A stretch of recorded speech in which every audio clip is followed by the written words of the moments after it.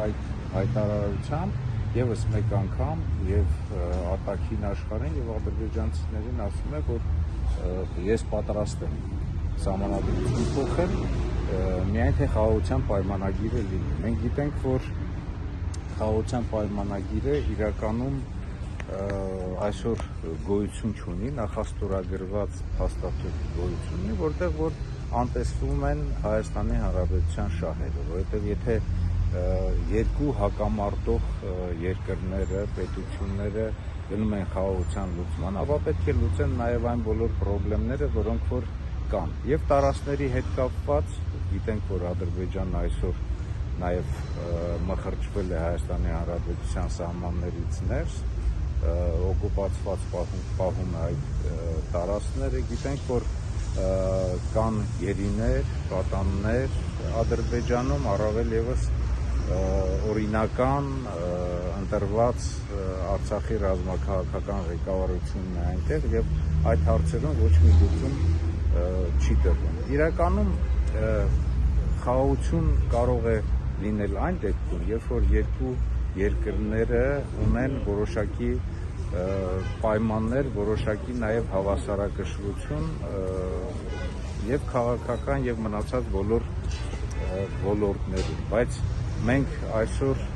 տեսնում ենք, որ Ադրբեջանի կողմից այդ հռետորաբանությունը, պահանջները չեն փոխվում։ Այդ պահանջները ունեն երևի թե իրենց մոտ երկար շարան եւ եթե ինչ-որ մի փաստաթուղթ էլ ստորագրվի, սահմանադրություն էլ փոխվի, այդ պահանջները շարունակական են լինելու Ադրբեջանի կողմից։ Իմ տեսանկյունից, տեսեք, երբ Ադրբեջանը խախտել է հակամարտության բոլոր միջազգային նորմերը, միջազգային պահանջները, Արցախի նկատմամբ ցեղասպանություն է իրականացրել, Արցախի ժողովրդի հայաթափմամբ, այսքան կարճ ժամանակահատվածում խաղաղության գնալը մի քիչ դժվար է, անհնարին է, իրատեսական չէ, որովհետև այն արտահայտում է Ադրբեջանի շահերը, Ադրբեջանի կողմից ներկայացվող պահանջները։ Ինչ վերաբերում է սահմանադրական փոփոխություններին, իրականում սահմանադրական փոփոխությունները Ադրբեջանի կողմից պարտադրված է, որովհետև սահմանադրական փոփոխությունները խորքում պետք է ունենան ոչ թե անկախության հռչակագրի հանելը սահմանադրության նախաբանից, այլ ըստ էության իրենց խորքում պետք է ունենան ավելի գլոբալ փոփոխություններ, օրինակ կառավարման համակարգի փոփոխություններ։ Եթե դրանք չկան, ապա այդ փոփոխությունները իրենց մեջ երկու վտանգ են պարունակում։ Եթե դա ընդունվի, ապա լինելու է Ադրբեջանի պարտադրանքով, եթե չընդունվի, դա առիթ է հանդիսանալու Ադրբեջանի կողմից նորից սադրանքներ կազմակերպել Հայաստանի Հանրապետության նկատմամբ։ Դրա համար մեր ժողովուրդը դա հասկանալով, ժողովրդի զգալի մասը դա հասկանում է, չպետք է թույլ տալ, որ հաջորդ տարի խորհրդանական ընտրությունների հետ մեկտեղ նաև լինեն սահմանադրական փոփոխություններ։ Եվ ճշտող հարցեր նորից Գերմանիայում Փաշինյանը հայտարարել է, որ մենք կարող եմ ապացուցել, որ տարածքային պահանջներ չունենք Ադրբեջանից։ Ձեր կարծիքով նախ ինչու է ինքը պատրաստ ապացուցել դա եւ նաեւ միաժամանակ ապացուցելով արցախցիների իրավական կարգավիճակի մասով երաշխիքներ չի տալիս։ Տեսեք, նախ մենք պետք է ֆիքսենք, որ ադրբեջանցիները մեր տարածքում են եւ Հայաստանի Հանրապետության օրինական պահանջը պետք է լինի, որ ադրբեջանցիները դուրս գան եւ երկրորդը մենք նույնիսկ այս վերջին հրապարակած բանակցությունների վերաբերյալ փաստաթղթերից միայն նույնիսկ 2019 թվականի առաջարկությունները, որոնք իրենց մեջ պարունակում են Արցախի ինքնորոշում եւ փոխզիջումային տարբերակով Արցախի հարցի լուծում, որտեղ որ Արցախը պետք է անկախ լիներ բոլոր օրինական հիմքերով եւ նույնիսկ այդտեղ նաեւ ամրագրվում էր կետ, որ Հայաստանը հանդիսանում է անվտանգության երաշխավորը։ Այդ բանակցություններից հրաժարվելը,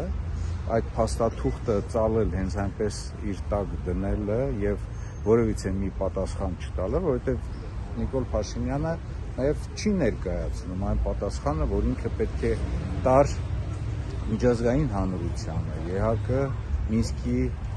համանախագահներին այդ 30 շուրջ 30 տարիների իրենց կողմից կատարված, այսպես չարչարկված աշխատանքի արդյունքում ինչ է լինում, խոսում է նրա մասին, որ ինքը իրականում եւ հանցագործ եւ նաեւ դավաճանական քայլ է իրականացվել Արցախի ժողովրդի նկատմամբ։ Այսօր այդ ամենը շարունակվում է, որովհետեւ այսօրվա իշխանությունների օրակարգում չկա Արցախի ժողովրդի հետ վերադարձի պահանջը։ Մենք այսօր պետք է ֆիքսենք, քանի որ նաեւ երեք Արցախի սահմանադրության օրն էր եւ առաջին հանրաքվեով Արցախը ինչպես մնացած բոլոր խորհրդային միության պետությունները օրենքի շրջանակներում ինքնորոշվել էր, պետք է ֆիքսենք հետևյալը, որ Ադրբեջանը իր հանցագործ պահվածքով Արցախի ժողովրդի նկատմամբ ցեղասպանություն իրականացնելով ինքը խորացրել է հակամարտությունը եւ չի ավարտվել այդ հակամարտությունը եւ Ադրբեջանը նրա ռազմաքաղաքական ղեկավարությունը դրա համար պետք է պատասխան տա, իսկ դրանից բխում է նաև երկրորդ եւ երրորդ կետերը, որ Արցախի սուբյեկտանությունը պետք է պահպանվի, ինստիտուտները նրա պետք է գործեն, ժողովրդի բոլոր խնդիրները լուծելու, հետ վերադարձի նաև պայմանները բանակցելու այսօր եւ նաեւ Հայաստանի Հանրապետության տարածքում հավաքական պահելու Արցախի ժողովրդին, որ նաեւ հետ վերադարձի պայմաններ լինեն։ Հայաստանի Հանրապետության իշխանությունները դա մերժում են։ Դեք абսուրդ իրականություն է այսօր, որտեղ կարող են արցախցիները պահանջել իրենց իրավունքների կատարումը,